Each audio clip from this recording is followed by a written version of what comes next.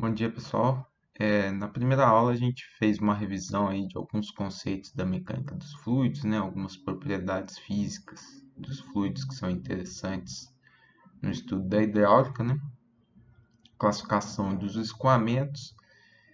E aí, no fim da aula, né, a gente viu as duas equações fundamentais, né? Que são as principais que a gente vai utilizar aqui em hidráulica 1, né?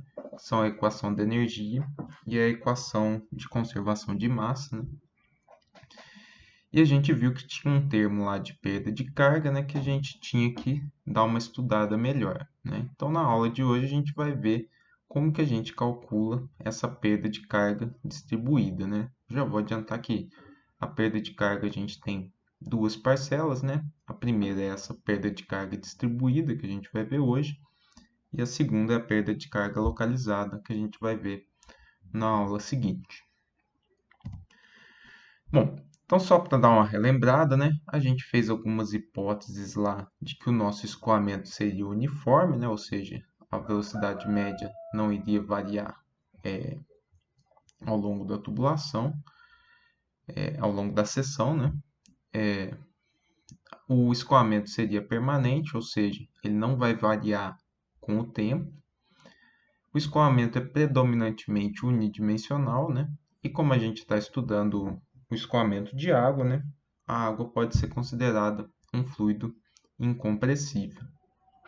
Bom, com essas hipóteses aí, né, e utilizando o teorema de transporte de Reynolds, a gente chegou nas duas equações fundamentais, né? A primeira aqui, a equação da energia, ou equação de Bernoulli, né? E a segunda, a equação da continuidade, né? Então, olhando aqui primeiro a equação da continuidade, né, a gente tem aqui, para um fluido incompressível, que é o nosso caso, né, que a vazão que entra no nosso sistema é igual à vazão que sai desse sistema, né? Ou seja, o fluxo de massa que entra é igual ao fluxo de massa que sai do nosso sistema. Bom, e olhando aqui a equação da energia, né, a gente pode representar cada um desses termos aqui como se fosse uma carga, né? Cada um desses termos tem como unidade metro.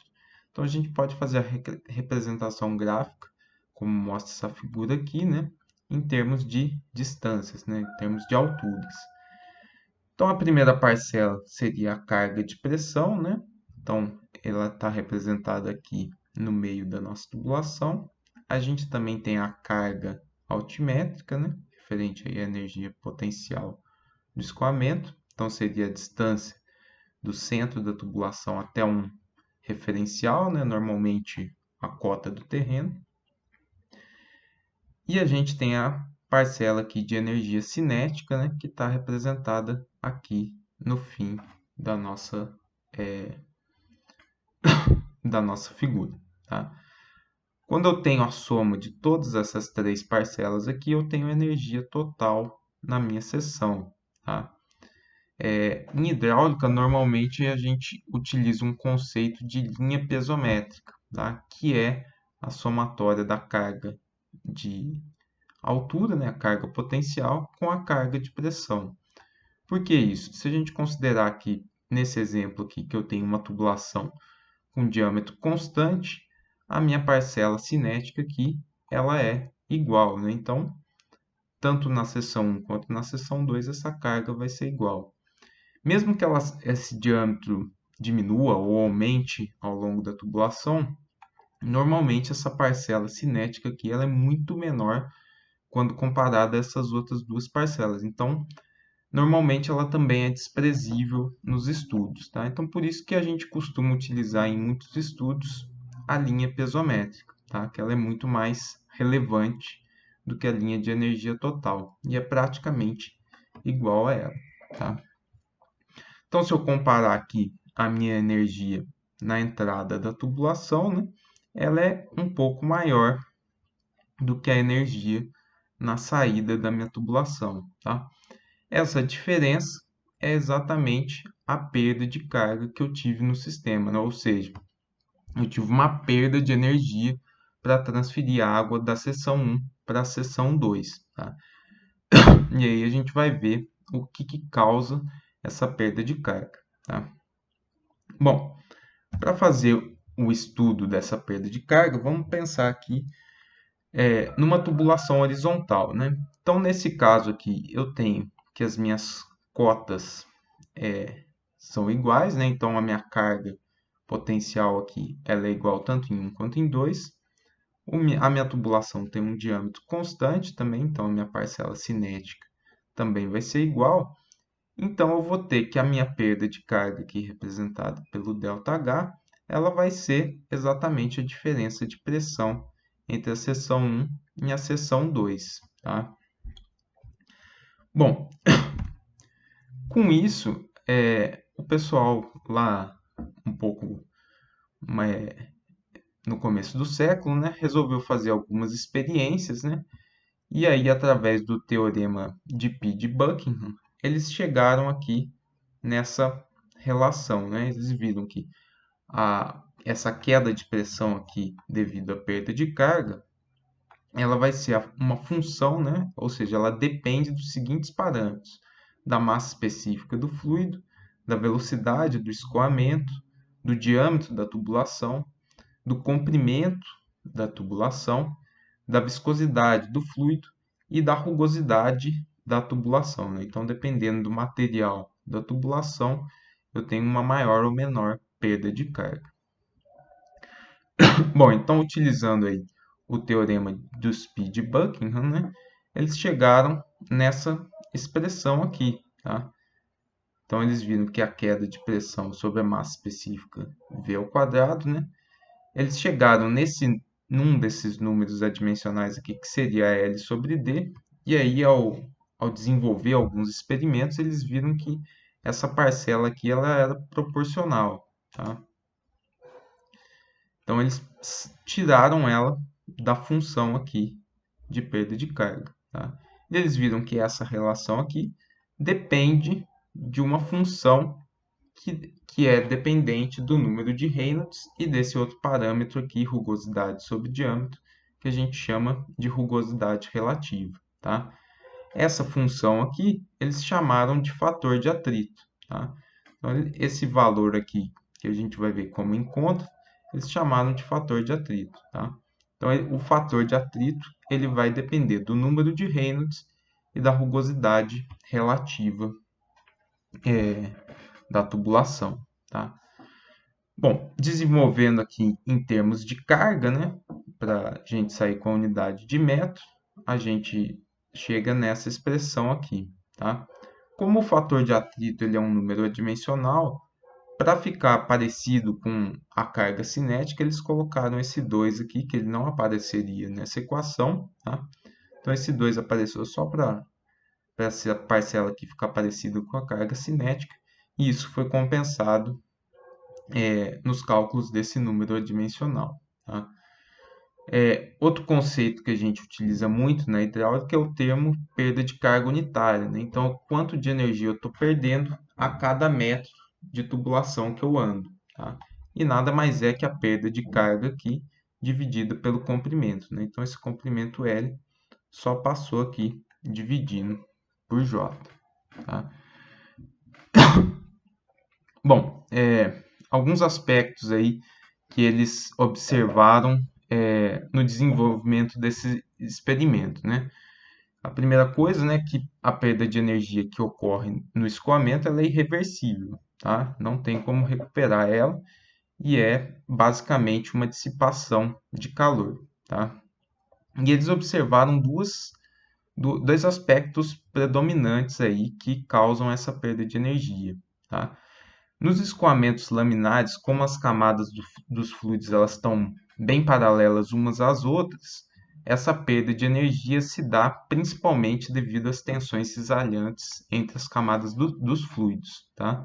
Então, é basicamente o atrito entre uma camada e outra que causa a maior perda de carga no escoamento laminar. Tá? No escoamento turbulento, se a gente lembrar lá, as partículas não têm uma trajetória bem definida. Tá? Então, esse choque entre uma partícula e outra, né, e os vórtices causados por essa turbulência vão causar uma perda de energia no escoamento. Tá? Então, dependendo do tipo de escoamento que a gente tem aqui, a gente tem uma predominância maior ou menor de um desses dois fatores aqui, que causam a perda de carga distribuída. Beleza?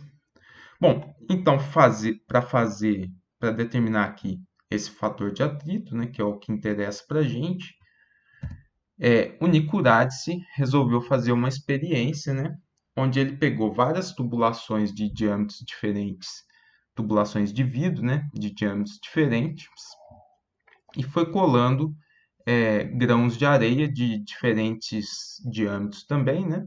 Então ele peneirou a areia e foi colando em diferentes tubulações. Com isso ele conseguiu fazer várias relações aqui de rugosidade por diâmetro, tá?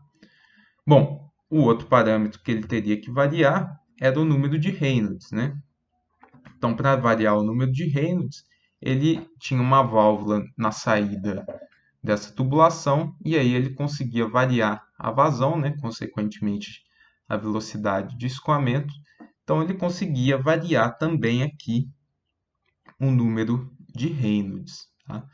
Então, ele fez esse experimento, né? Foi variando aqui o número de Reynolds e a rugosidade relativa, foi anotando qual que era a queda de pressão, né?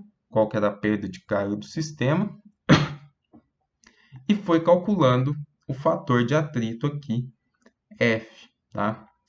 E aí, depois que ele fez todos os experimentos, né, ele chegou nesse gráfico aqui que a gente chama de harpa de Nicurádice, tá?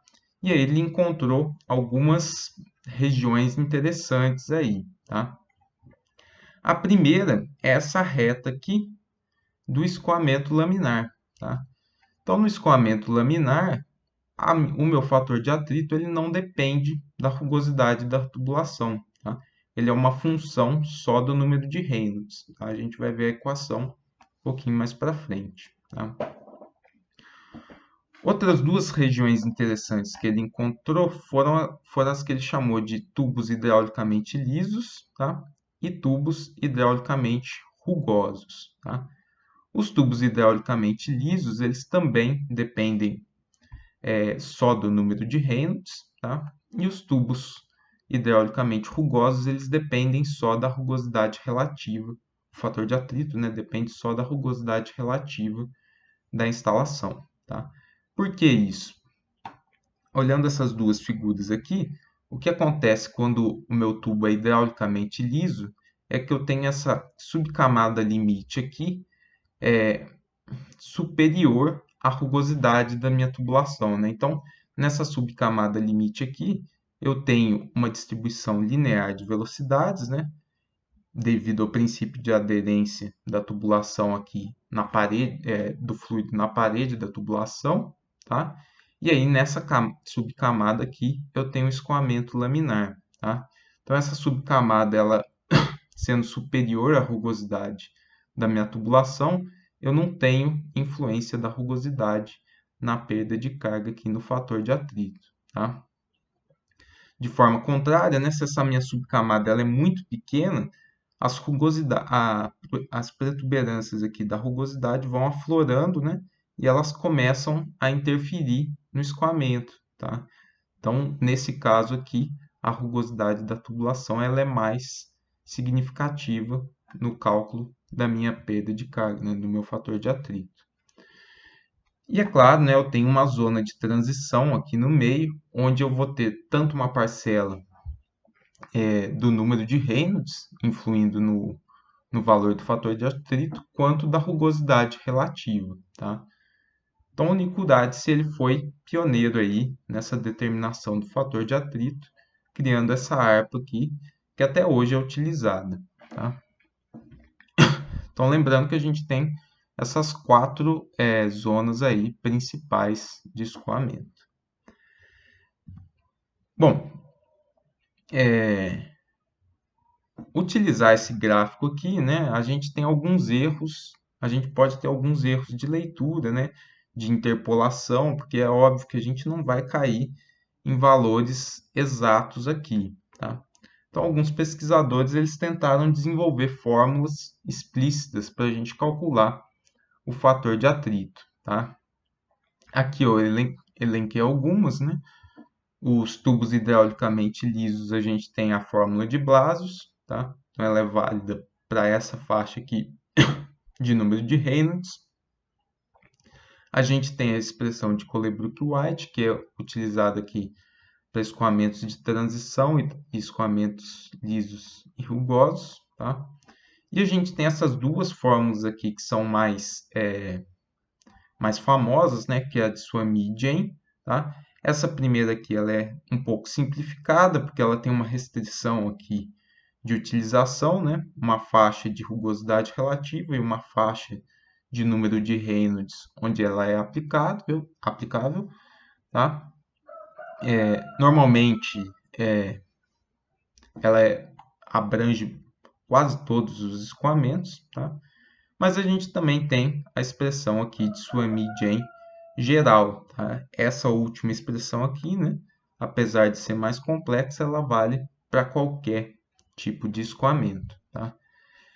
E aí um outro pesquisador, né, o Moody, utilizou essa equação aqui para recriar a harpa de Nicurades, tá? Então, esses aqui são valores calculados, tá? E aí ele chegou num gráfico muito parecido com o que o Nicurades tinha obtido, tá? A gente vê aqui a reta de escoamento laminar, né? Eu não coloquei a equação lá porque ela ia aparecer aqui, né? Então, o fator de atrito no escoamento laminar a gente pode calcular como sendo 64 sobre Reynolds, né? Então, ela não depende da rugosidade da tubulação. A gente tem aqui a zona de tubo lisos, né? A zona de transição e aqui a zona de tubos hidraulicamente rugosos, tá? Então, a gente pode utilizar ou esse gráfico aqui, né? Ou alguma dessas expressões aqui para calcular o fator de atrito, para que a gente possa calcular a perda de carga no sistema, tá? Bom, como que a gente usa esse gráfico aqui, né? A gente tem cada uma dessas linhas rosas aqui, é uma curva, né? Com uma rugosidade relativa definida, né? Então, a primeira coisa que a gente tem que fazer é calcular a rugosidade relativa da nossa tubulação. Feito isso, né? A gente calcula o número de Reynolds do nosso escoamento, tá? Então, a gente vai ter um número de Reynolds aqui, né? E aonde ele cruzar com a nossa curva aqui de rugosidade relativa, a gente marca um ponto e vem aqui no eixo da esquerda encontrar qual que é o fator de atrito correspondente, tá? Então, essa é a forma de utilizar aqui o diagrama de Moody, tá? Bom, alguns outros pesquisadores... antes de continuar, né? Aqui eu tenho uma tabela, né, mostrando a rugosidade para algumas tubulações, né, dependendo do material. E normalmente a gente tem uma referência aqui entre tubos novos, né, e tubos velhos, tá? Então, se a nossa tubulação é muito antiga, a gente começa a ter alguns problemas de incrustação, né? Esses aqui são casos extremos, né? Esse aqui, uma tubulação de abastecimento de água, está praticamente fechada, né? Essa aqui, uma bem antiga, totalmente incrustada também. E essa incrustação vai aumentando a rugosidade, né? Que vai causando maior perda de carga, tá? Aqui eu coloquei também um exemplo de instalações hidrelétricas, né? Aqui no Brasil tem esse bicho aqui que apareceu aí, que é o mexilhão dourado. Ele vai se incrustando também nos condutos forçados das turbinas, né?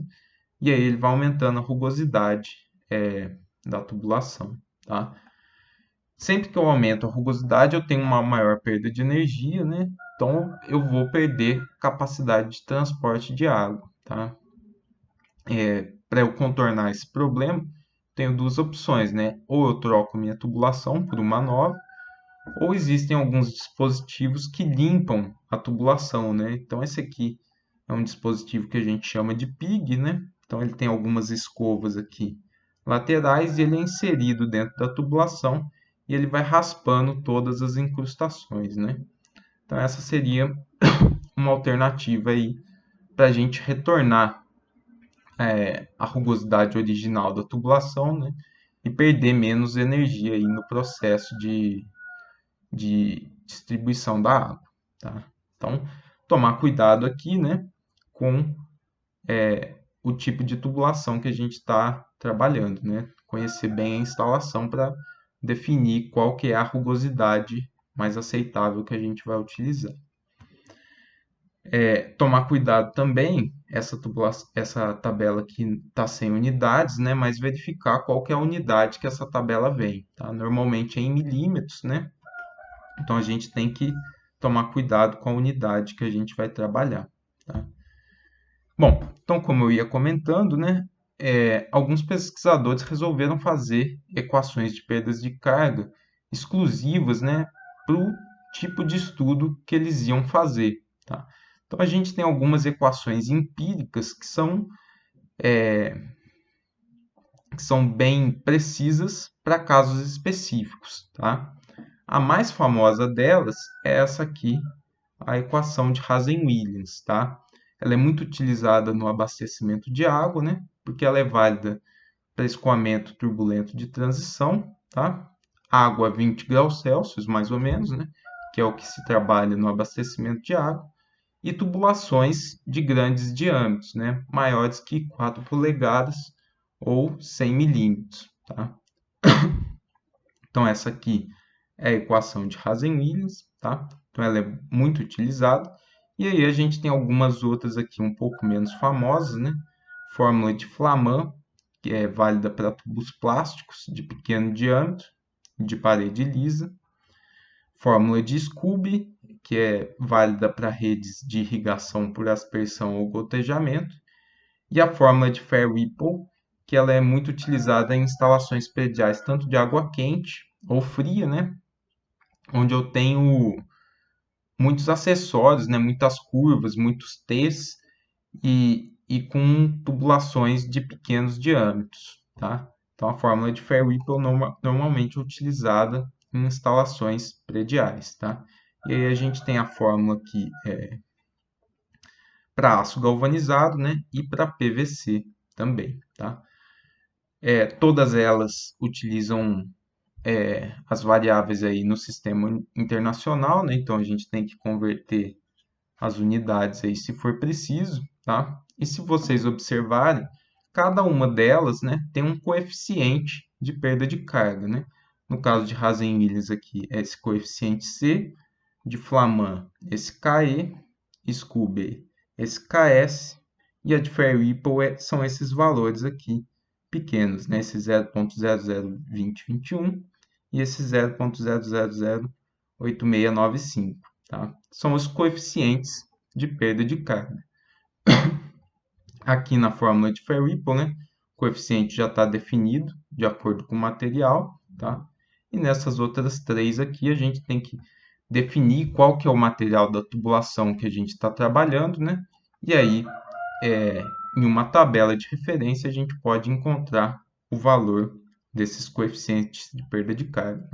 Então, PVC, ferro, cimento, cada um deles vai ter um valor aí tabelado, tá? Do ponto de vista prático, né, essas equações aqui são um pouco mais simples de serem usadas, porque a gente não precisa fazer muitos cálculos adicionais, né? É só a gente olhar na tabela qual que é esse coeficiente de rugosidade e fazer o cálculo da perda de carga, né? Aqui na fórmula universal, né, a gente tem que primeiro definir qual que é o número de Reynolds, qual que é a rugosidade relativa, e aí, ou através de uma dessas equações aqui, ou através do diagrama de Moody, né, a gente definir o fator de atrito para depois calcular a perda de carga, tá? Então, essas equações aqui elas foram desenvolvidas para tentar facilitar um pouquinho o cálculo da perda de carga, tá?